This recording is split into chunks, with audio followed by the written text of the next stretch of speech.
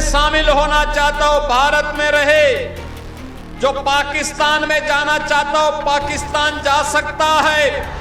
और जो बहनों और भाइयों, यह धरती अन्याय बर्दाश्त नहीं करती।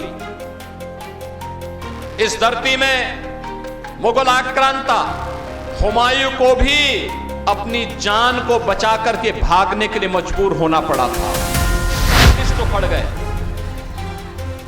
नामो निशान उनका मिट गया। जैसे गधे के सिर से सींग गायब हो गई, वैसे ही भारत ही नहीं दुनिया से कम्युनिस्टों का पत्ता साफ हो गया। क्योंकि कमल तो कीचड़ में ही खिलता है। और आपकी उपस्थिति बताती है, अब लाल सनाम नहीं, जय श्री राम का नारा लगेगा। तो सरदार वल्लभ भाई पटेल ने जूनागढ़ और हैदराबाद से कहा कि बातों से मानोगे तो ठीक, नहीं तो लातों से जरूर मान जाओगे। संख्या में अज्ञाव विधानसभा क्षेत्र से जुड़े हुए सभी मेरे उत्साही बहनों और भाइयों, वीर बाबू कुंवर सिंह की इस पावन धरा को, जिस पावन धरा पर गौरी शंकर महादेव की कृपा बरसती है, ऐसी पावन धरा को कोटि कोटि नमन करते हुए आप सबके उत्साह के लिए हृदय से अभिनंदन करता हूं, आपका स्वागत करता हूं। बहनों और भाइयों, आज भारत माता के महान सपूत, देश के पहले उप प्रधानमंत्री लौह पुरुष सरदार वल्लभ भाई पटेल की पावन जयंती के 150 वर्ष पूर्ण हुए हैं। आज प्रधानमंत्री मोदी जी के आह्वान पर देश के अंदर 600 से अधिक स्थानों पर राष्ट्रीय एकता दौड़ के माध्यम से अखंड भारत के शिल्पी लौह पुरुष सरदार वल्लभ भाई पटेल को नमन करते हुए पूरा भारत उनके प्रति कृतज्ञता ज्ञापित कर रहा है। बहनों और भाइयों, आज जो भारत है, देशी रियासतों को भारत गणराज्य का हिस्सा बनाने के लिए अपनी दूरदर्शिता और दृढ़ प्रतिज्ञ भाव के साथ लौह पुरुष सरदार वल्लभ भाई पटेल ने जो कार्य किया था, 2 रियासत जूनागढ़ और हैदराबाद तैयार नहीं हो रहे थे। वे ब्रिटिश शासन के साजिश का शिकार थे। ब्रिटिशर नहीं चाहते थे कि भारत एक रहे और इसलिए उन्होंने स्वतंत्रता दी कि जो भारत में शामिल होना चाहता हो भारत में रहे, जो पाकिस्तान में जाना चाहता हो पाकिस्तान जा सकता है, और जो स्वतंत्र रहना चाहता हो स्वतंत्र रहे। लेकिन बहनों और भाइयों, लौह पुरुष सरदार वल्लभ भाई पटेल ने जूनागढ़ और हैदराबाद से कहा कि बातों से मानोगे तो ठीक, नहीं तो लातों से जरूर मान जाओगे। और अंततः जूनागढ़ और हैदराबाद का नवाब और निजाम दोनों को भारत छोड़ करके पाकिस्तान भागना पड़ा था।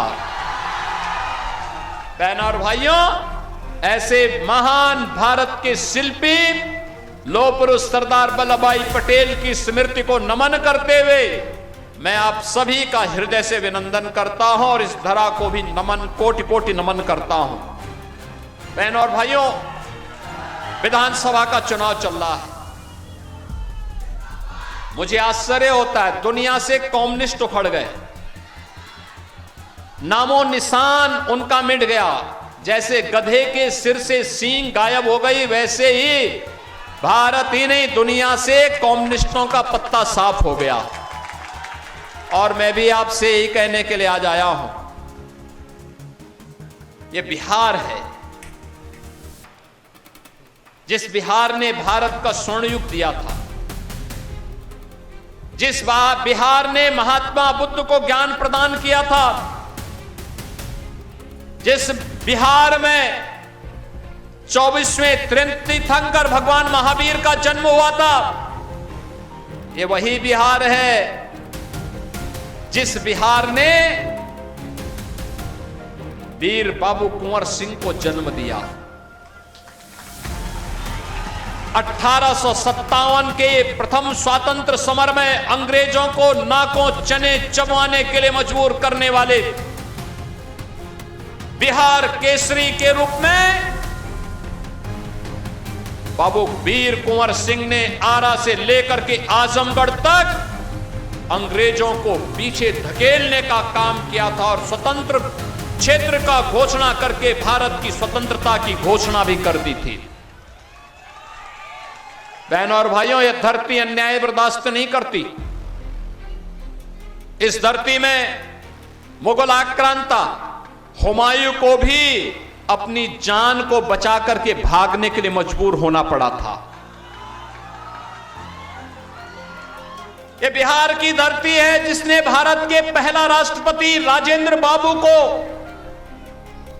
जिस धरती ने देश के दूसरे उप प्रधानमंत्री बाबू जगजीवन राम को, जिसने देश की आजादी के बाद भारत के अंदर लोकतंत्र के गले को घोटने का काम जब कांग्रेस के द्वारा किया जा रहा था, भारत के लोकतंत्र को बचाने के लिए बिहार के नौजवानों के माध्यम से भारत के नौजवानों को एकजुट किया था। ऐसे जयप्रकाश जी का और कर्पूरी ठाकुर जी ने भी जिस धरा पर जन्म लिया हो, बहनों और भाइयों, वह बिहार जब अंगड़ाई लेता है तो भारत अंगड़ाई लेता है। बिहार जब स्वर्ण युग में जाता है तो भारत स्वर्ण युग में जाता है। और जब प्रधानमंत्री जी ने कहा है विकसित भारत, तो विकसित भारत के लिए विकसित बिहार भी आवश्यक है। विकसित बिहार के लिए पिछले 20 वर्ष में नीतीश बाबू के नेतृत्व में सुशासन की आधार मजबूत की गई है। अब इसमें एक सुदृढ़ इमारत का निर्माण करना है, मजबूत इमारत का निर्माण करना है। और इसके लिए सौभाग्य से आपकी अग्नि परीक्षा थी कि चुनावी रैली में जनता का समर्थन किस रूप में प्राप्त होता है, क्योंकि कमल तो कीचड़ में ही खिलता है। और आपकी उपस्थिति बताती है अब लाल सनाम नहीं, जय श्री राम का नारा लगेगा। अयोध्या में राम जन्मभूमि की तर्ज पर सीतामढ़ी में राम जानकी का भी भव्य मंदिर का निर्माण होगा। आज के बिहार में अब क्या नहीं है, याद करिए, आरजेडी की लालटेन ने यहां पर अंधियारा लाया था। आप सोचो, लालटेन लेके लोग चलते थे। लालटेन युग में जब मर्जी आती थी बंद कर देते थे और फिर डकैती डालते थे। गरीबों के हक पर डकैती। आरजेडी की समय में सड़क नहीं, स्कूल नहीं, चिकित्सालय नहीं, इंजीनियरिंग कॉलेज नहीं, रेल नहीं, नौकरी नहीं, राशन नहीं। और आज एनडीए की डबल इंजन की सरकार है। प्रधानमंत्री मोदी जी के नेतृत्व में, उनके मार्गदर्शन में, नीतीश बाबू के नेतृत्व में बिहार के अंदर आज बिहार के अंदर सड़क की कनेक्टिविटी है, रेलवे की बेहतर सुविधा है, एयर कनेक्टिविटी बढ़ रही है, मेट्रो के संचालन की कार्रवाई आगे बढ़ रही, पटना में प्रारंभ हो चुकी है। इनलैंड वाटरवे की सुविधा तेजी के साथ आगे बढ़ रही है। 4 लेन के एक्सप्रेसवे बन रहे हैं। Engineering college, school, degree colleges, medical colleges की स्थापना हो रही है। और अब बिहार के नौजवानों के लिए रोजगार है।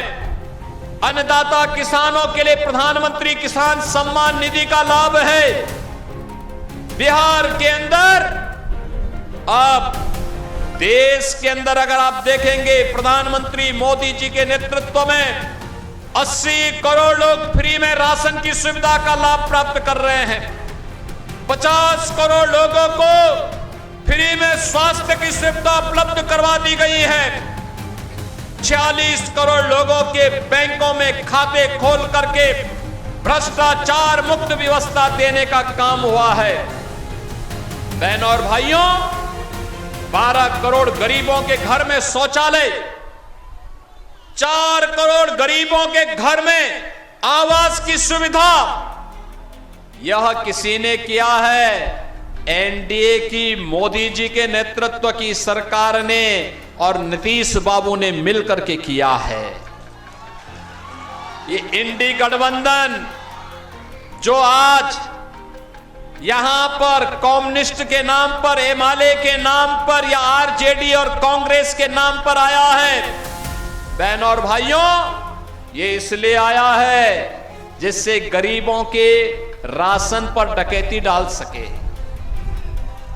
ये इसलिए आया है क्योंकि पुराना अनुभव है, पहले राशन मिलता नहीं, गरीबों को मिलता नहीं था आरजेडी के समय, और गरीबों के राशन को तो खाया ही खाया, इन्होंने तो पशुओं के चारे को भी खा दिया था। ये वही लोग हैं, बात गरीबों की करेंगे और गरीबों के गटई को दबाने का काम भी करेंगे। ये वही लोग हैं जिन्होंने नौकरी नहीं दी, नौकरी के नाम पर आपके पैरों के नीचे की जमीन को भी हड़पने का काम किया था। ये वही लोग हैं जिन्होंने किसानों के जमीनों पर कब्जा करवाया था और फिर किसानों को प्लान करने के लिए मजबूर किया था। ये वही लोग हैं जिन्होंने बिहार में माफिया राज ला करके यहां के व्यापारियों के सामने, यहां की बहन और बेटियों के सामने, यहां के नौजवानों के सामने पहचान का, सुरक्षा का और सम्मान का संकट खड़ा कर दिया था। आज नए बिहार में नौकरी भी है, रोजगार भी है, निवेश भी है, विकास भी है। आज जीविका बहनों के माध्यम से आर्थिक स्वावलंबन का मार्ग भी आगे बढ़ रहा है। और इसीलिए बहनों और भाइयों, मैं आप सबका आह्वान करने के लिए आया हूं। ये लोग आरजेडी हो, एमआलए हो, कांग्रेस हो, ये जितने भी हैं, ये सब एक ही थैले के चट्टे बट्टे हैं। ये भारत की विरासत का विरोध करते हैं, गुलामी की मानसिकता का समर्थन करते हैं, आक्रांताओं को आमंत्रित करते हैं, अयोध्या में राम मंदिर का विरोध करते हैं, सीतामढ़ी में मां जानकी के मंदिर का विरोध करते हैं। आपस में ही भारत के नागरिकों को लड़ाने का काम करते हैं, पर्व और त्योहारों के पहले दंगा करवाने का काम करते हैं।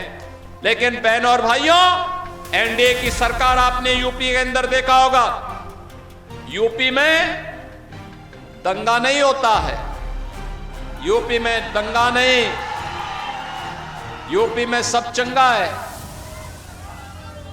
माफिया आज वहां गायब हो गए हैं, माफिया का जहन्नुम का टिकट काट दिया गया है। और कम्युनिस्टों तो वैसे ही कम्युनिस्ट गायब हो गए हैं जैसे गधे की सींग गायब होती है, पूरी तरह समाप्त। जब ये सब समाप्त होंगे तो विकास ही होगा, अच्छी सड़कें। अयोध्या कितने लोग गए हैं? राम मंदिर का दर्शन कितने लोगों ने किया? अच्छा लगा ना? नहीं अयोध्या देखे हो ना? देखो कितनी सुंदर नगरी। काशी में तो गए होंगे बाबा विश्वनाथ धाम में, कैसा लगा? पहले कैसे था? पहले बहुत संकरा था, अब 50,000 लोग एक साथ वहां दर्शन कर सकते हैं काशी में।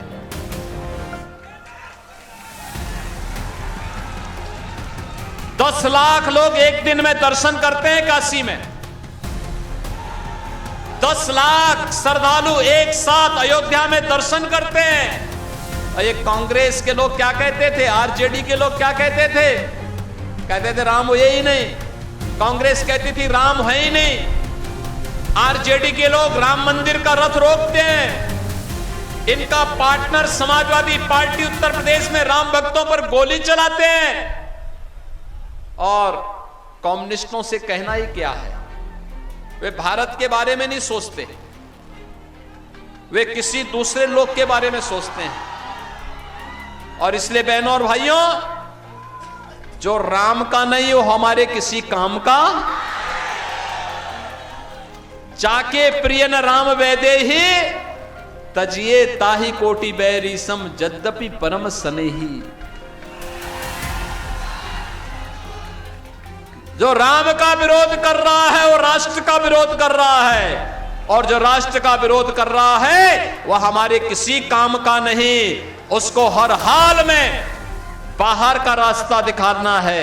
और बहनों और भाइयों, विकास की पहली शर्त है सुशासन, सुरक्षा का बेहतर माहौल, और उसको केवल और केवल एनडीए दे सकती है।